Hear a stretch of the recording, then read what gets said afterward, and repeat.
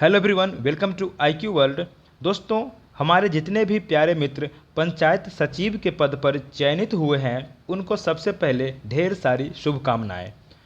दोस्तों, ये पंचायत सचिव का जो पोस्ट है वो हमारे हिसाब से बहुत ही बढ़िया पोस्ट है।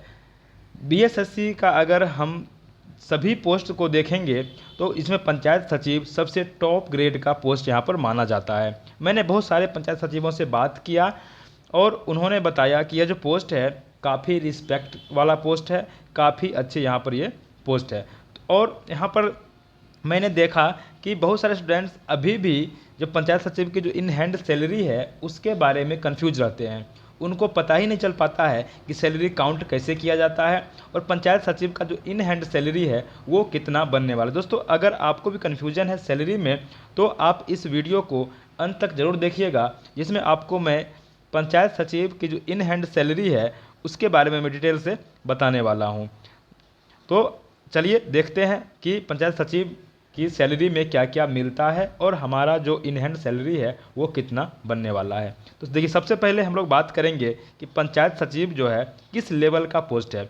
तो पंचायत सचिव जो है यहाँ पर लेवल 3 का पोस्ट है और इसका ग्रेड पे होता है 2000 रुपये। लेवल 3 का पोस्ट है, ग्रेड पे 2000 रुपये और पे स्केल जो होता है 5200 से 20,200। ये सिक्स पे कमीशन जो था उसमें यहाँ पर पे स्केल होता था, लेकिन जब से 7th पे कमीशन लागू हुआ 2016 से तो उसमें अब जो होता है बेसिक होता है और बेसिक जो होता है इसका 21,700 रुपया जो यहाँ पर इसका बेसिक होता है किसका, लेवल 3 के पोस्ट का। इतना तक आपको समझ में आ गया कि लेवल 3 पोस्ट है पंचायत सचिव। ग्रेड पे इसका 2000 होता है, पे स्केल 5200 से 20,200 होता था। कब? जब 6th पे कमीशन था। तो 2016 में 7th पे कमीशन लागू हुआ तब से इसका बेसिक हो गया 21,700 रुपये। ठीक है, इतना से आपको समझ में आ गया। चलिए अब हम लोग आगे देखते हैं। अब देखिए, पंचायत सचिव को मिलने वाले जो भत्ता है कितना मिलता है वो भी हम लोग देख लेते हैं। कौन कौन सा भत्ता मिलता है और कितना मिलता है। देखिए, सबसे पहले तो देखेंगे महंगाई भत्ता। तो वर्तमान में अगर महंगाई भत्ते की बात करें तो ये है 34%। वर्तमान में महंगाई भत्ता कितना है? 34% है। लेकिन ये जो जुलाई में महंगाई भत्ता भर करके 38% होने वाला है। तो दोस्तों, हम लोग का जो ज्वाइनिंग है वो जुलाई में या जुलाई के बाद ही होने वाला है, इसलिए हमने महंगाई भत्ता को काउंट किया है कितना, 38%। ये किसका 38% होता है? जो बेसिक था 21,700 उसका 38% होता है महंगाई भत्ता। ठीक। मेडिकल भत्ता मिलता है कितना, 1,000 रुपये। मेडिकल भत्ता कितना मिलता है? 1,000 रुपये per month. House rent allowance यानी कि जो रूम रेंट का भत्ता जो मिलता है वो मिलता है 4%, 8% और 16%। ठीक है, अगर आपका गांव में पोस्टिंग होता है तो 4% मिलेगा। मैक्सिमम लोगों का यहाँ पर पोस्टिंग गांव में ही होगा, इसलिए हम इसको 4% लेकर के ही आगे बढ़ने वाले हैं। ट्रेवलिंग अलाउंस यहाँ पर 1,000 रुपये दिया जाता है, जो कि केवल नगर पंचायत वालों को ही यहाँ पर ट्रेवलिंग अलाउंस दिया जाता है। ठीक है, तो यहाँ पर समझ में आ गया आपको कि क्या क्या यहाँ पर भत्ता मिलने वाले हैं। महंगाई भत्ता, मेडिकल भत्ता, हाउस रेंट भत्ता, ट्रैवलिंग अलाउंस। ठीक है, इतना चीज़ आपको मिलने वाले हैं बेसिक के अलावा। ठीक है, चलिए आगे देखते हैं। अब देखिए, सैलरी का जो कैलकुलेशन होता है वो किस हिसाब से किया जाता है। सैलरी कैलकुलेशन जो है वो यहाँ पर देखिए, बेसिक, डियरनेस अलाउंस महंगाई भत्ता, मेडिकल भत्ता, हाउस रेंट भत्ता और ट्रैवलिंग अलाउंस सभी को जोड़ने के बाद आपका यहाँ पर सैलरी कैलकुलेशन किया जाता है। ठीक है, बेसिक में डीए जोड़ेंगे, एमए जोड़ेंगे, एचआरए जोड़ेंगे और टीए जोड़ेंगे, तो यहाँ पर आपका जो सैलरी है ग्रॉस सैलरी वो यहाँ पर कैलकुलेट हो जाएगा। तो देखते हैं ग्रॉस सैलरी जो है पंचायत सचिव को कितना बनेगा। देखिए, यहाँ पर ग्रॉस सैलरी अगर हम लोग बात करेंगे, देखिए पंचायत सचिव का ग्रॉस सैलरी जो है वो कितना बनने वाला है, 21,700। मैंने आपको बताया था कि 21,700 जो है वो लेवल 3 का बेसिक 21,700 रुपये होता है और उसका 38% यहाँ पर मैंने बताया था कि महंगाई भत्ता, तो 8246 रुपया यहाँ पर महंगाई भत्ता हो जाएगा।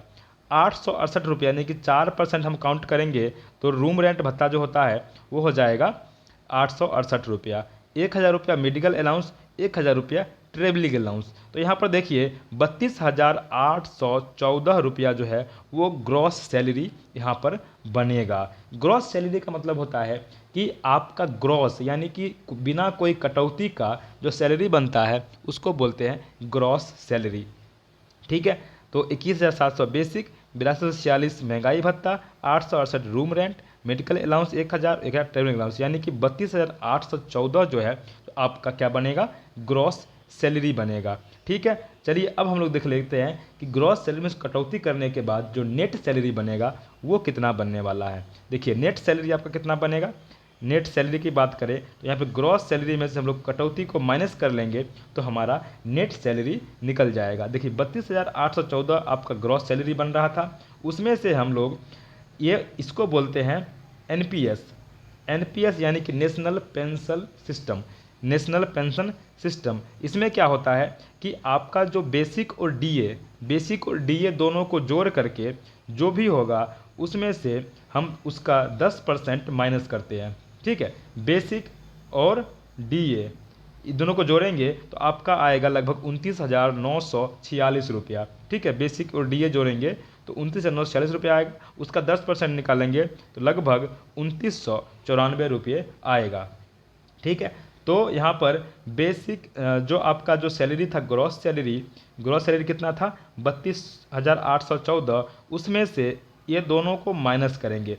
एक तो एनपीएस कटेगा, आपका पर मंथ कटता है एनपीएस। देखिए दोस्तों एनपीएस क्या होता है कि आपका जो बेसिक और डीए का 10% आपका पर मंथ कटता है। ठीक है, और उसका 1.5 गुना गवर्नमेंट उसमें जोड़ करके जमा करती है। आपका 3,000 रुपये कट रहा है तो गवर्नमेंट उसमें 45 रुपये जोड़ देगी, यानी कि 7,500 रुपये पर मंथ आपका एनपीएस अकाउंट में जमा होगा, जो रिटायरमेंट के समय में आपको मिलता है। और भी कुछ कुछ यहाँ पर कटते हैं, 500 रुपया उसको भी मैंने ऐड कर लिया है। तो आपका जो है 32,802 में से 3,494 रुपये कट करके 29,320 रुपये के आसपास आपकी ये जो नेट सैलरी है वो बनेगी इसमें। ठीक है, तो आपको समझ में आ गया कि कैसे कैसे यहाँ पर सैलरी काउंट होता है। ठीक है, और दोस्तों जितने भी पंचायत सचिव यहाँ पर सिलेक्टेड हुए हैं सबको फिर से कंग्रेचुलेसन्स। आपकी जो ज़िंदगी है आगे की बहुत ही अच्छी हो। ठीक है, चलिए bye bye, take care, best of luck.